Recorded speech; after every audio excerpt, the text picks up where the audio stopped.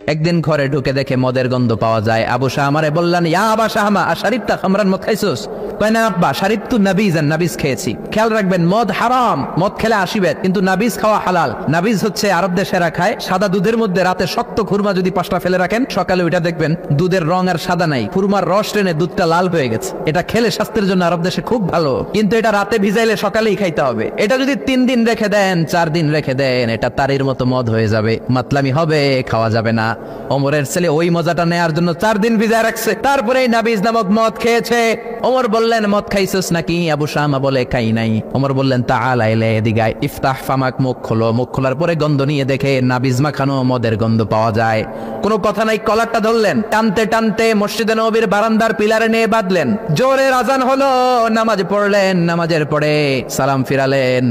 সালাম ফেরানোর পরে বললেন, মাকানাকুম ইনদানা হাদ। নামাজের পরে সুন্নত পরে সবাই বসবেন, একটা বিচার আছে। এই গুরুদণ্ড, এটাকে আরবিতে বলে হাদ, প্লুরাল হচ্ছে হুদুদ। সবাই যখন ওযু করে ঢুকতেছিল, বারান্দায় দেখে ওমরের ছেলে বাধা। সবার চিন্তা, হায় হায় কি ঘটনা ঘটলো, প্রেসিডেন্টের ছেলে পিলারের মধ্যে বাধা কেন? নামাজের পরে হাজার হাজার সাহাবী সবাই বলল, খলিফা কি হয়েছে? মাল আমর, হোয়াট হ্যাপেন্ড? ওমর ফারুক বললেন, এটাই নাবিজ খেয়েছে, তবে এটা মদ হয়ে গেছিল, এখন আশীর্বাদ দিব। কানা ঘুষা, কানা ঘুষা। হাজার হাজার সাহাবী, কেউ কেউ বলল, খলিফার ছেলে তো মনে হয় মারবে না, ধমক দিয়ে ছেড়ে দিবে। এরকম কিছু বিচার দেশে আছে না নাই?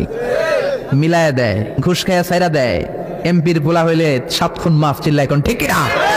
কেউ বলে না, ওমর সারার পাত্র না, তবে 80টা মারবে না, 40টা দিবে অ্যাটলিস্ট। কয়টা? ওমর ফারুক চেয়ারে বসলেন, হাজার হাজার মানুষ, পিনপতন নীরবতা। জল্লাদরে বললেন, হাতি জিলদ মিন বাইতুল মাল, বাইতুল মালের ঘর থেকে খেজুর গাছের চামড়া দিয়ে বানানো বড় সাইজের একটা চাবুক আন, সবচেয়ে বড় টানবি। সবচেয়ে বড় টানা হলো। এবার ওমরে ফারুক বললেন, ইবদা বিসমিল্লাহ, শুরু কর আল্লাহর নামে। চাইতেন ওমরে ফারুকের সামনে দাঁড়িয়ে জল্লাদ মারবে 80টা বাড়ি। মারতে শুরু করেছে, ওয়াহিদ, ইসনাইনি, তালাতা। 3 বাড়ি মারার পরে ওমরে ফারুক জল্লাদকে দিলেন এক থাপ্পড়। 3 হাত দূরে যে পড়লো জল্লাদ। জল্লাদের হাত থেকে চাবুক তুলে ধমক দিলেন, তুই কি চাবুক মারোস নাকি চাকরি বাঁচাস? আস্তে মারলি কেন? আসলে আস্তে মারে নাই, দেহে যত জোর ছিল, ওমরের হুকুম তামিল করবে না এরকম জল্লাদ মদিনায় ছিল না। জোরে কোন ঠিক কিনা? যত জোর ছিল তত জোরে মেরেছে, কিন্তু ওমরের পছন্দ হয় নাই। ওমর বললেন, ইনদাকা তালাতা ইনদি ওয়াহিদ, তোর হিসাবে 3টা, আমার হিসাবে মায়ের হইছে 1টা। আমি 2 নাম্বার থেকে শুরু করব। 2, 3। মারতেছে কে? মদিনাতে ওনারসে পালোয়ান আর কেউ নাই। এক একটা বাড়ির আগাতে ওমরের ছেলে আবু শামা চিৎকার করে কাঁদে। এক একটা বাড়িতে চামড়া ছিঁড়ে যায়, রক্তগুলো ছোপ ছোপ করে নববীর দেয়ালের মধ্যে লাগে। ছোট্ট ছেলেটা ডেকে বলে, আব্বা আমারে মাফ করে দাও, আর জীবনে মদ খাবো না। সাইয়েদনা ওমরের পাষাণ হৃদয় নরম হয় না, কারণ আসাদ্দুহুম ফি আমরিল্লাহি ওমর, আল্লাহর দিনের ব্যাপারে সবচেয়ে কড়া, কোনো ছাড় নাই। এক একটা চাবুক মারে, লোকজন কেঁপে কেঁপে ওঠে। 10টা 15টা মারার পরে ছেলে বেহুশ, পানি দেওয়ার পরে আবার হুশ, আবার মারা শুরু করা হলো। 30টা মারার পরে আবার বেহুশ। এইবার আবু শাহমার মা ওমরের বউ এসে ওমরের পা ধরে ডেকে বলে, ওমর তোমার পায়ে ধরে ক্ষমা চাই, আমার কলিজার টুকরা বাজানটারে তুমি মেরে দিও না। 80টা বেত মারতে হবে, মেরেছো 30টা, আরো মারবা 50টা। যাও ওমর, প্রতিটা বেতের বাড়ির বিনিময়ে আমি আবু শাহমার মা একটা করে ওট আল্লাহর রাস্তায় সদকা করে দেব।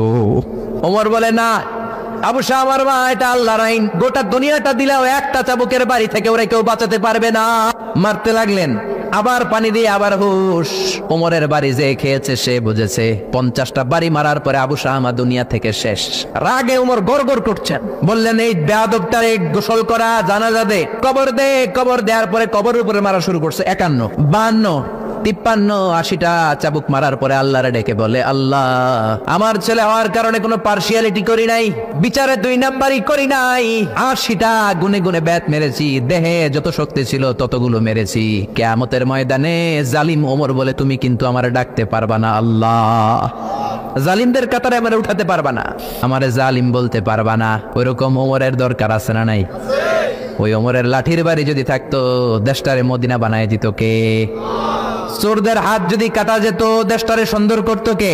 একটা জিনাখোরের ফাঁসি যদি বাইতুল মুকাররমের স্কয়ারের মধ্যে দিয়ে দেয়া হতো, এরপরে আর জিনা হতো? একটার ফাঁসি হয়ে গেলে আর তনুর মতো কোন নারীকে ধর্ষিতা হওয়া লাগতো না, খাদিজার মতো কোন মেয়েকে কেউ কোবানোর সাহস পেত না। জোরে বলেন ঠিক না? একটা চোরের হাত জুমার নামাজের পরে বাইতুল মুকাররমের স্কয়ারের সামনে যদি কেটে দেয়া হয় আর কোনো চোর পাওয়া যাবে নাকি? হুজুরে বলেন, তবে আমচোর, জামচোর, কলাচোর ওই চোর না, যেই চোরগুলো বড় বড় জিনিস চুরি করে, ব্যাংক চুরি করে, দেশের টাকা চুরি করে, এক কলমের খোঁচায় 1000 কোটি টাকা চুরি করে, ওই চোরদের হাত কাটতে হবে। শেয়ার বাজার খায়া ফেলায়, হলমার্ক খায়া ফেলায়, দেশের টাকা খায়া ফেলায়, সুইজারল্যান্ডে সব টাকা পাঠায়, এরকম বড় বড় চোর আছে না নাই? ইসলামী বিচার যদি শুরু হয় আগে বড় চোরদের বিচার দিয়ে শুরু হবে। চিল্লায় বলেন ঠিক কিনা?